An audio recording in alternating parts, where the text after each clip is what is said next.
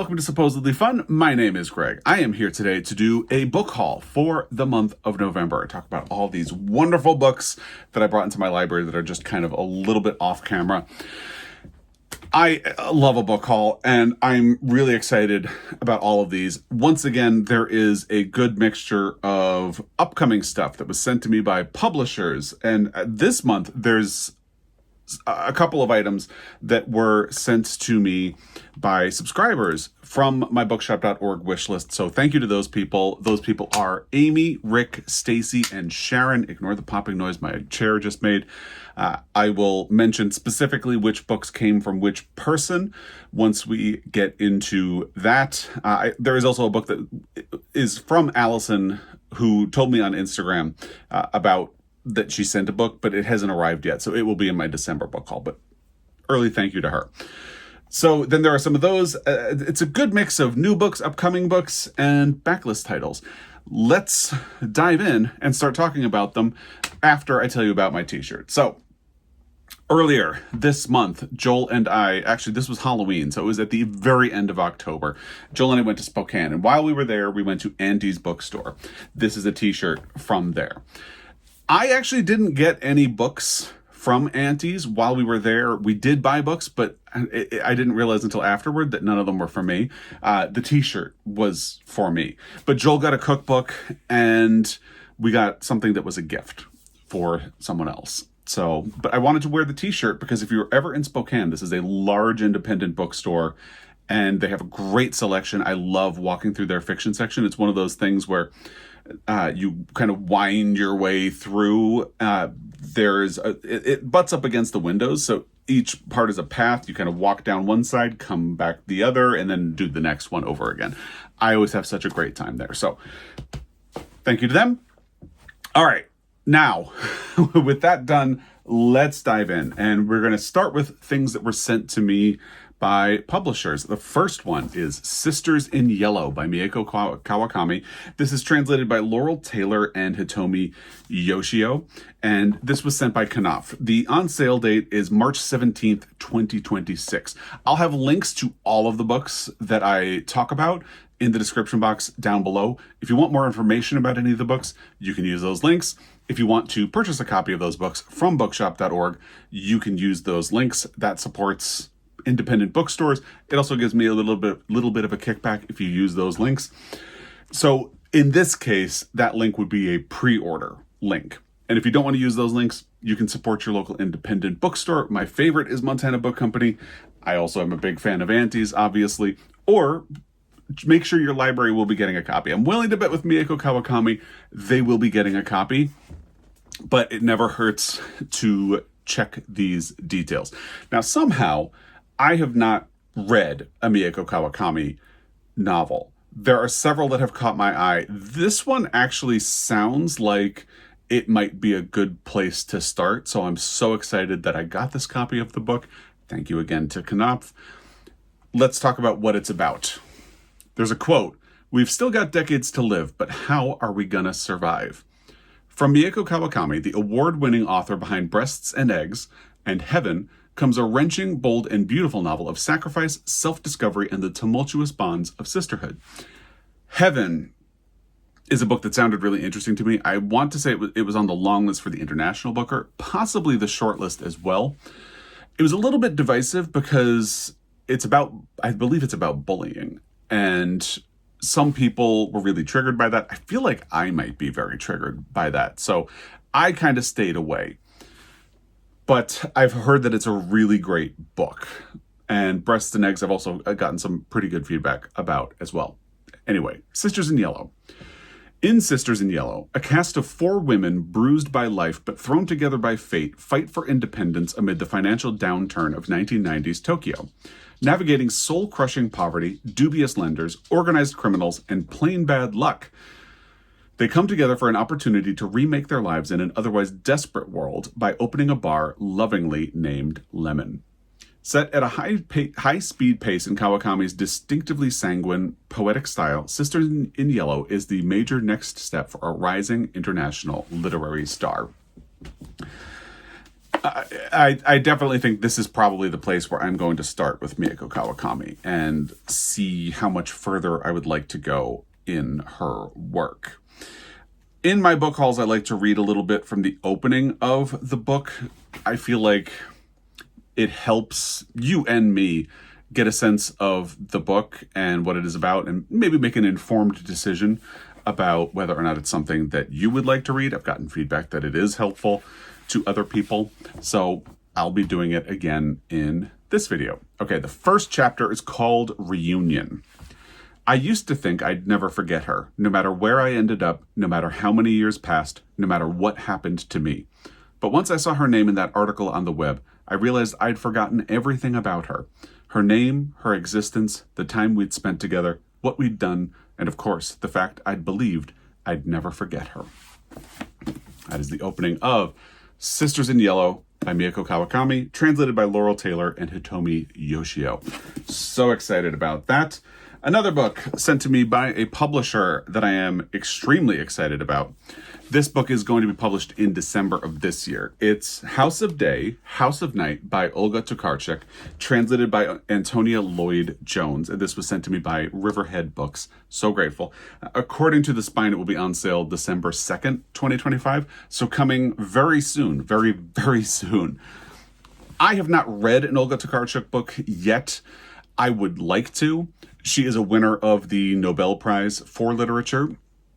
And I think up until this point, I had been thinking that Drive Your Plow Over the Bones of the Dead would be the book that I would use as a sort of starting point for Olga Tokarczuk, because some of her other books are very long.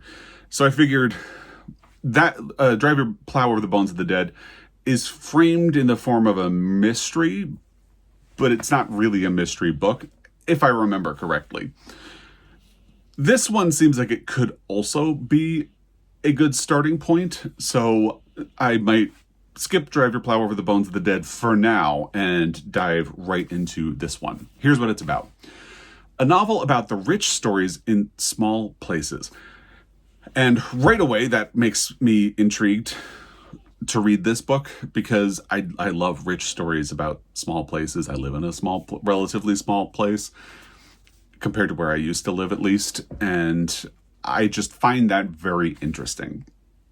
Anyway, a woman settles in a remote Polish village. It has few inhabitants now, but it teems with the stories of its living and its dead.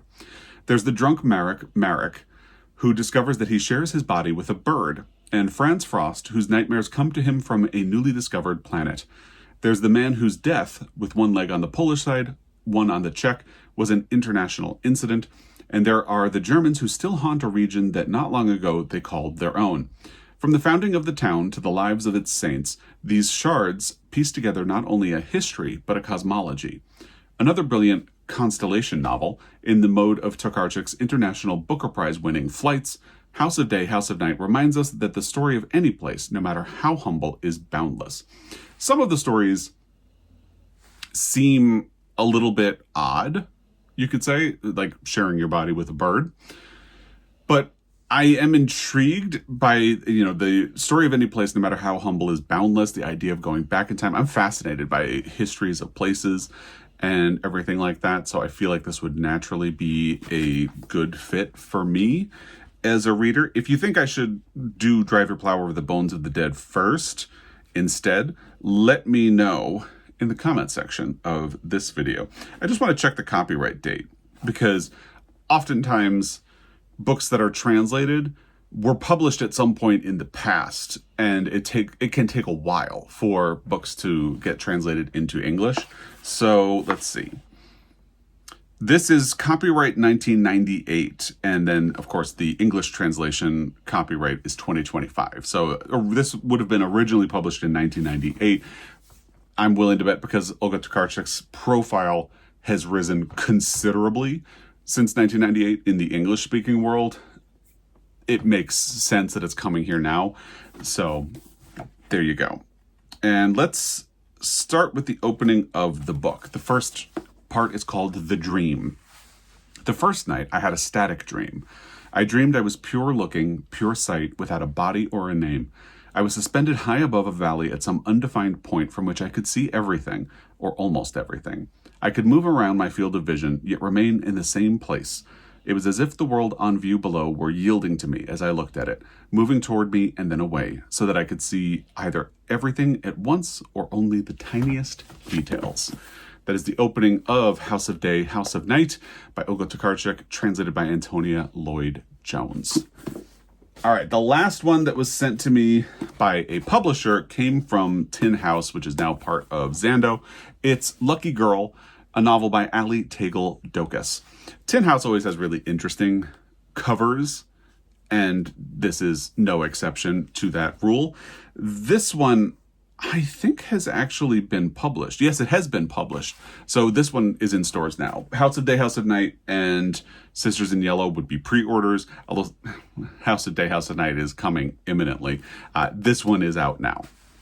Here is what this book is about.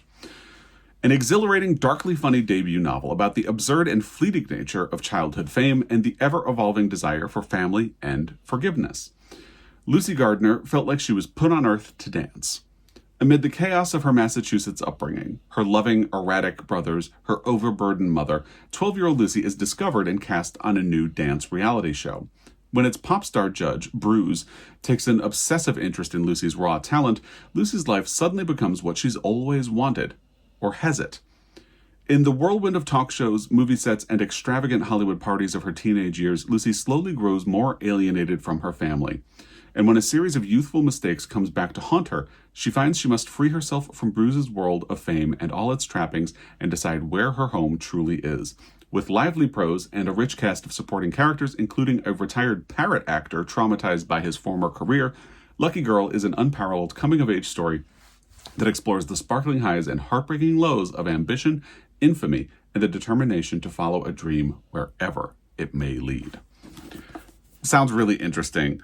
And, there's a blurb from Kylie Reed, the author of Come and Get It. Here is the opening of this book. Act 1, Breakout. Chapter 1, Kimberly. Things you give up being a dancer. Toenails, weekends, childhood, growth plates, prom, friendships. One friend, Kimberly, is my marker for what life would have looked like had I not gone down this path. Glancing at Kimberly's social media today, I find she has recently moved into a brick Cambridge walk-up with her boyfriend of 7 years. LinkedIn suggests she graduated a year early from high school and is currently pursuing her PhD in American Studies, dissertation tentatively titled Modern Slavery, Tracing the Fissures of the American Carceral System, 1920 to Present. That is the opening of Lucky Girl by Ali Teagle-Dokas, out now from Tin House. All right, now we are getting into the books that were sent to me by subscribers from my bookshop.org wish list. The first one is Our Spoons Came from Woolworth. This was sent to me by Amy, and actually the next one was also sent by Amy. So thank you, Amy. I have wanted to read Our Spoons Came from Woolworths ever since I heard Ann Patchett talk about it in one of her New to You videos that she does on Fridays. And I just haven't been able to track down a copy in a store, and my library didn't have a copy. So I think when I used to subscribe to a different audio platform, they had the audio, but before I could read it, I dropped that platform. So I have been without access to it. So I'm so glad I finally have a copy of this book in my library. It's a tiny little thing, so I'm hoping that I will be able to fit this in very quickly because I really want to read it. This was published by New York Review of Books, or at least this edition is from New York Review of Books, and here is what it is about. I told Helen my story, and she went home and cried. So begins Our Spoons Came from Woolworths. But Barbara Common's beguiling novel is far from tragic, despite the harrowing ordeals its heroine endures. Sophia is 21 and naive when she marries fellow artist Charles. She seems hardly fonder of her husband than she is of her pet newt. She can't keep house, everything she cooks tastes of soap, and she mistakes morning sickness for the after effects of a bad batch of strawberries. England is in the middle of the Great Depression, and the money Sophia earns from the occasional modeling gig doesn't make up for her husband's indifference to paying the rent. Predictably, the marriage falters. Not so predictably, Sophia's artlessness will be the very thing that turns her life around. I am so excited to have this book in my possession. Thank you again to Amy. And let's just see how many pages this is. It is 196 pages, so this is definitely a novella. And here is how, we already got a little flavor of how it opens, but let's take a little bit of a broader look. Chapter 1. I told Helen my story, and she went home and cried.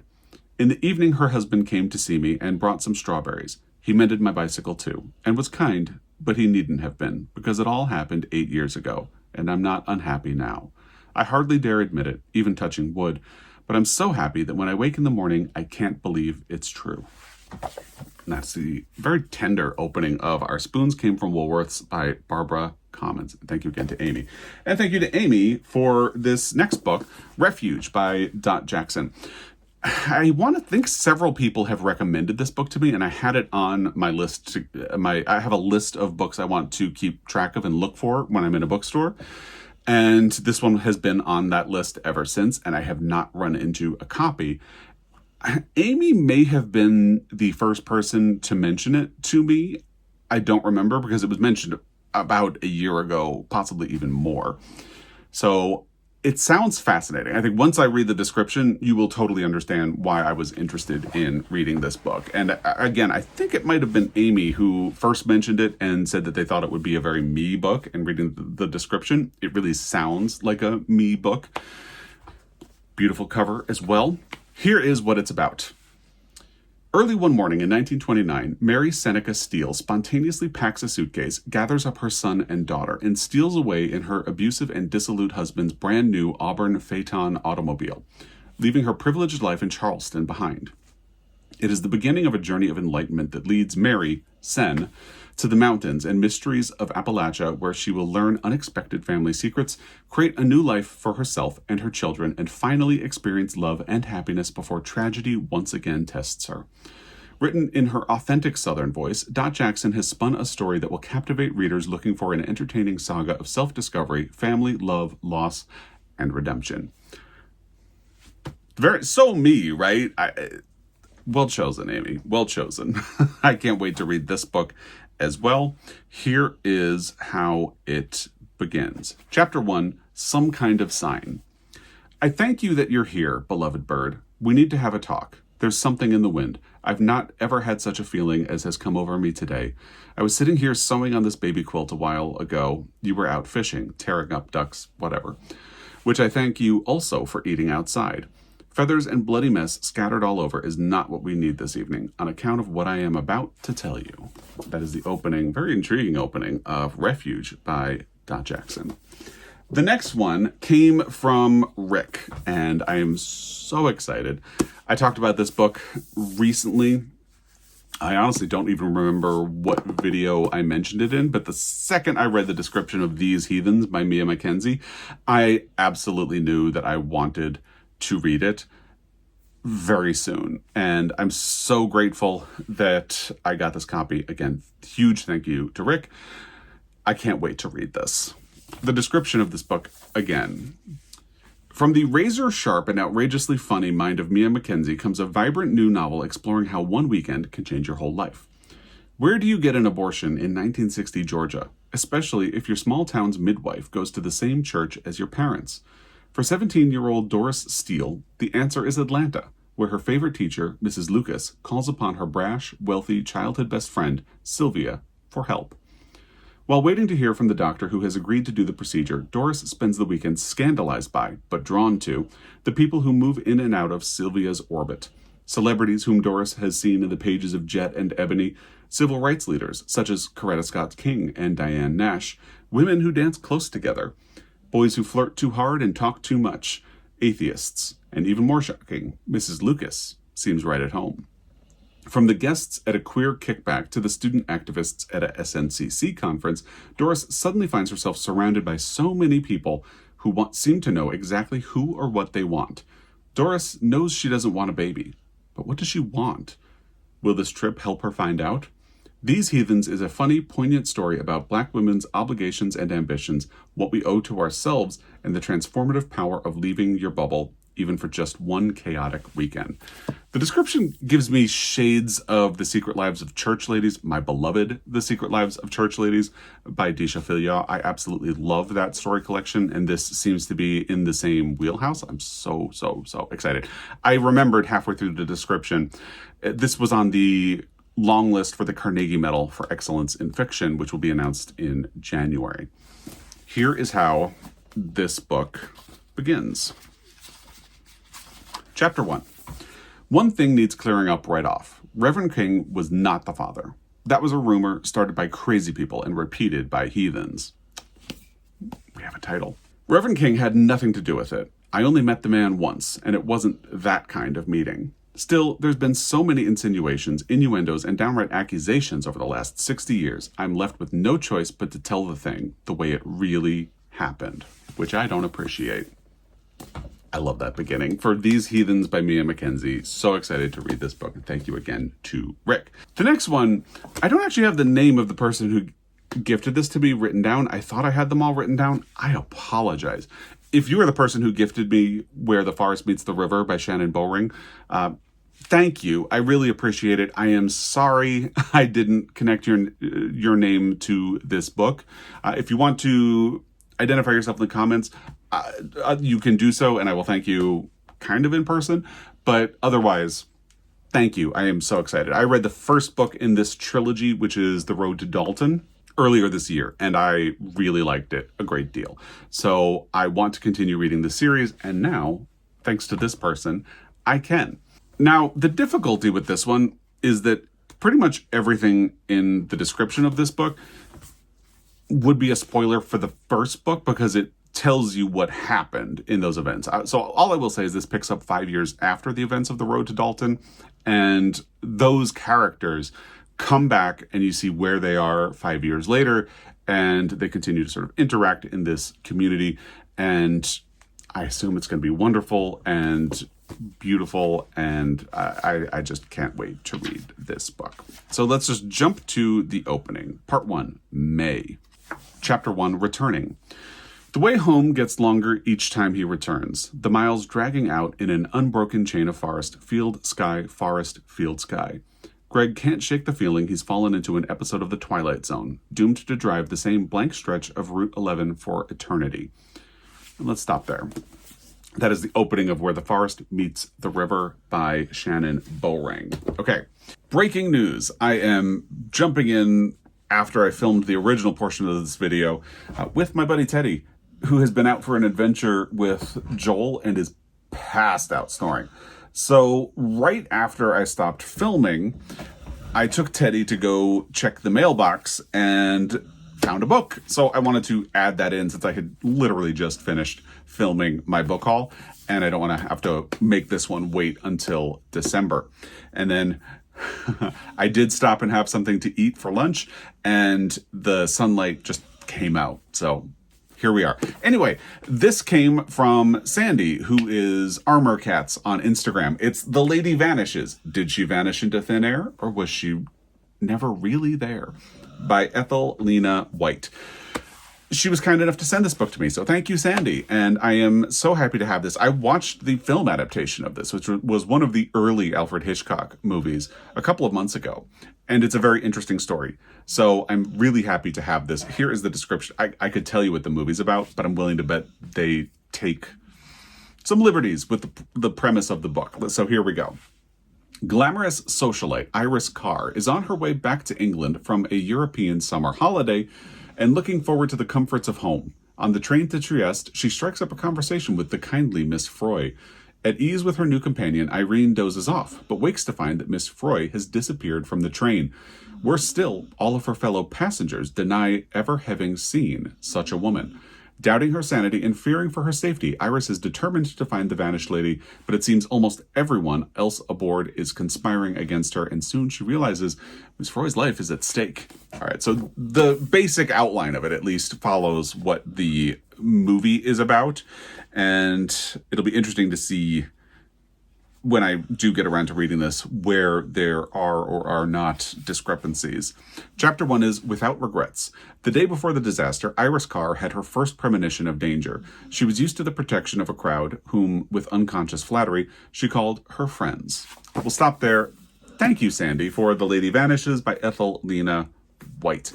I also took some time and dug around trying to find who had sent me Where the Forest Meets the River, and I can't find it. I thought I had written it down.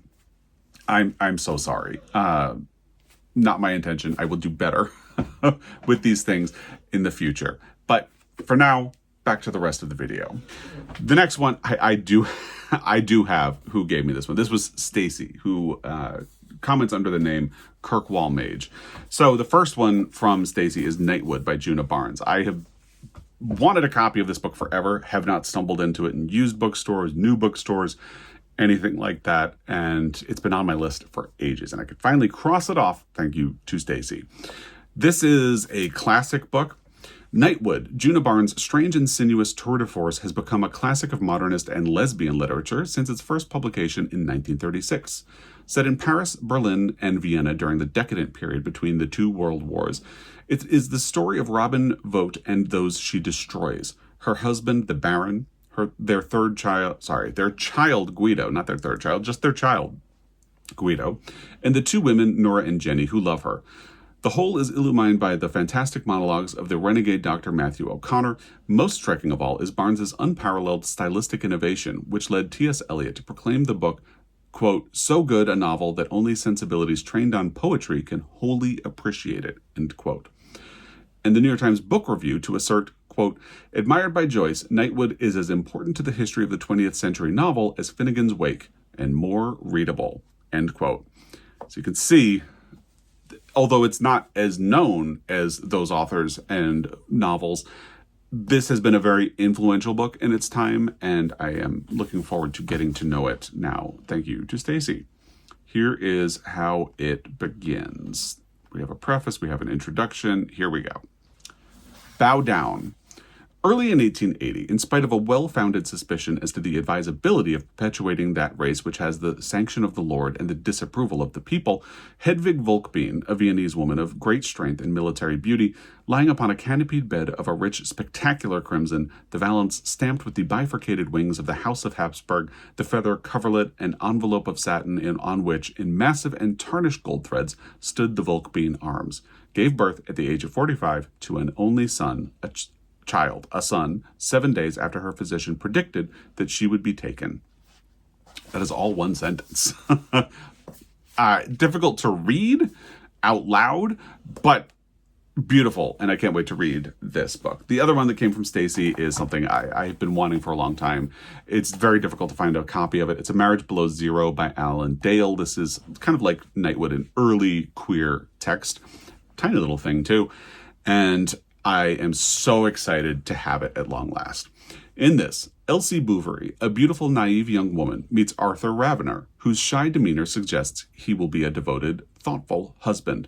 Soon after their marriage, however, Elsie grows suspicious of the nature of Arthur's friendship with Captain Dillington, hiring a private investigator to discover the truth.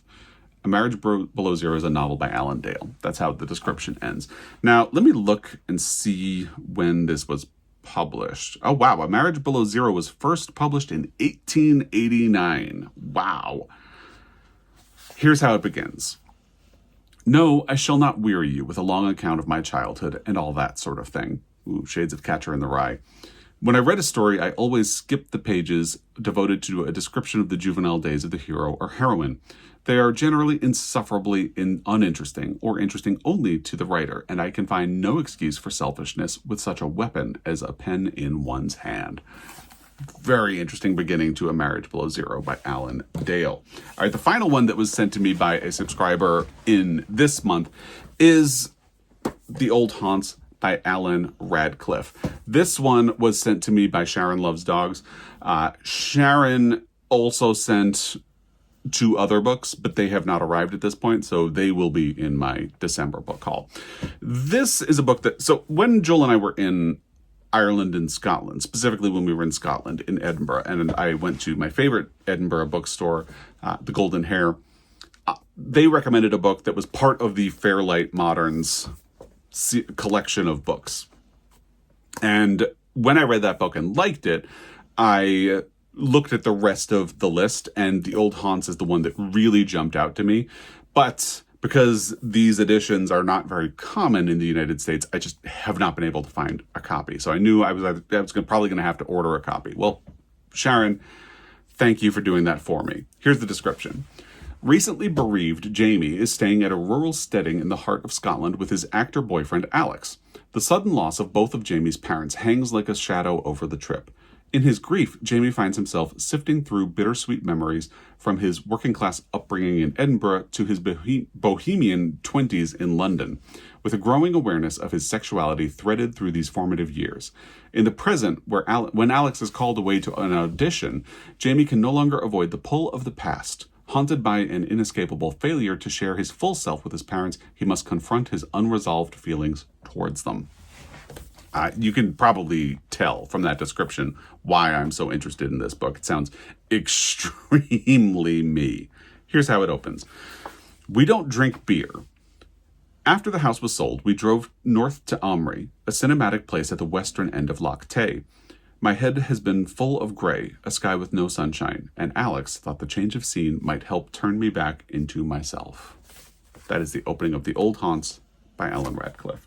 We're going to start going a little quickly through some of these books, not all of them.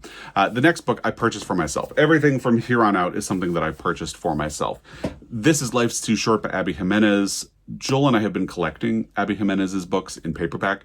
The only one we're missing at this point is Say You'll Remember Me, which is not in paperback at this time. So we listened to this one on audio not that long ago, and I have been basically keeping an eye on the section of the local used bookstore near me where Abby Jimenez's books would be. And as they appear, I have been getting them. So this one finally showed up. This one is about a woman who is sort of a travel influencer. And one day it opens with the perspective of the man. What is his name? His name is Adrian, and she's Vanessa. Adrian is in his apartment trying to sleep, and there's a baby just crying away in the apartment next to his. He eventually goes to knock on the door and realizes that Vanessa needs help, so he lets her take a shower while he watches the baby and helps it sleep, and the romantic comedy goes from there. I love Abby Jimenez books. It's really absolutely chef's kiss. Love her. Love adding this book to my collection. So Joy Williams was on the long list for the National Book Award for fiction this year. She didn't make it onto the short list, but the conversation about her on the National Book Award long list, and also as a potential contender for the Nobel Prize for Literature, really made me interested in reading one of her books. So I've been watching at my local used bookstore and waiting for one of her books to show up. The Visiting Privilege showed up. This is a collection of new and collected stories, and I'm thinking of I don't want to call it a project, but something for next year that would involve short stories. So this would seem like a natural fit and a way for me to get to know her writing, and I'm very excited about that. Joy Williams has been celebrated as a master of the short story for 4 decades, her renown passing as a given from one generation to the next, even in the shifting landscape of contemporary writing. At long last, the incredible scope of her singular achievement is on display. 33 stories drawn from 3 earlier, much lauded collections, and another 13 stories appearing for the first time in book form. You can tell I'm getting further along in the video because I'm kind of like marble-mouthed. 46 stories in all, far and away the most comprehensive volume in her long career, showcasing her crisp, elegant prose, her dark wit, and her uncanny ability to illuminate our world through characters and situations that feel at once peculiar and foreign, and yet disturbingly familiar. Let's read a bit from the opening story in this collection. The first one is called Taking Care. Jones, the preacher, has been in love all his life. He is baffled by this because as far as he can see, it has never helped anyone, even when they have acknowledged it, which is not often. Jones's love is much too apparent and arouses neglect. He is like an animal in a traveling show who, through some aberration, wears a vital organ outside the skin. awkward and unfortunate, something that shouldn't be seen, certainly something that shouldn't be watched working. That's an intriguing opening to The Visiting Privilege by Joy Williams. All right. I love Barbara Kingsolver. I haven't read all of her books, but she's definitely an author I want to have all of her novels. So Flight Behavior showed up at my local used bookstore. Actually, I think I got this one from the library, so this was $2. And specifically, I'm kind of hoping to collect all of her books in hardcover. I'm well on my way. And this is one that I have not read. I keep touching the cover because this is actually textured, which is just fun. So I actually didn't even know what this book was about. I just know it's Barbara Kingsolver, and that appeals to me. Flight Behavior transfixes from its opening scene when a young woman's narrow experience of life is thrown wide with the force of a raging fire. In the lyrical language of her native Appalachia, Barbara Kingsolver bears the rich, tarnished humanity of her novel's inhabitants and unearths the modern complexities of rural existence.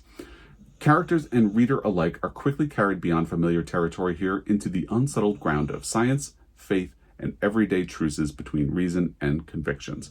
Now, just for time, I'm going to leave it at that. It actually gets into the plot after that, but time. And I'm really looking forward to reading a lot more Barbara Kingsolver. She wrote Demon Copperhead, if you're unfamiliar, which won the Pulitzer Prize for fiction, and which I absolutely love. Chapter 1 is called The Measure of a Man.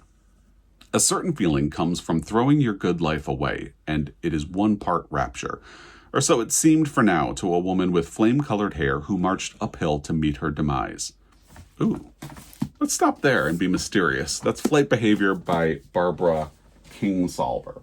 All right, now we get into some plays. I recently purchased a copy of Dubliners by James Joyce because I feel like, well, short stories, but also I feel like he's a writer I should try, and I am trepidatious about jumping into his most known books.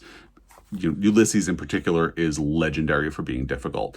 I was browsing the drama section and saw James Joyce's Exiles, a play, in my local used bookstore. Oof, there's black text on a dark green on the back. Exiles was James Joyce's only play, written in 1916 after A Portrait of the Artist as a Young Man and before Ulysses. It is seen by Padraig Colum in his introduction to this edition as a kind of watershed between the work he had done and the work he was to do. And there you go. I don't think I'm going to read from the opening of these plays, but there that is. Very excited about it. A Man for All Seasons by Robert Bolt was adapted into a film that won the Academy Award for Best Picture and for Paul Scofield in the category of Best Actor. I remember the movie being a bit dull. It's just kind of slow and, excuse me, a little bit plotting. But I watched the movie a long time ago. So I feel like it would be due a revisit, and maybe reading the play first would be a fun way of doing that. So A Man for All Seasons.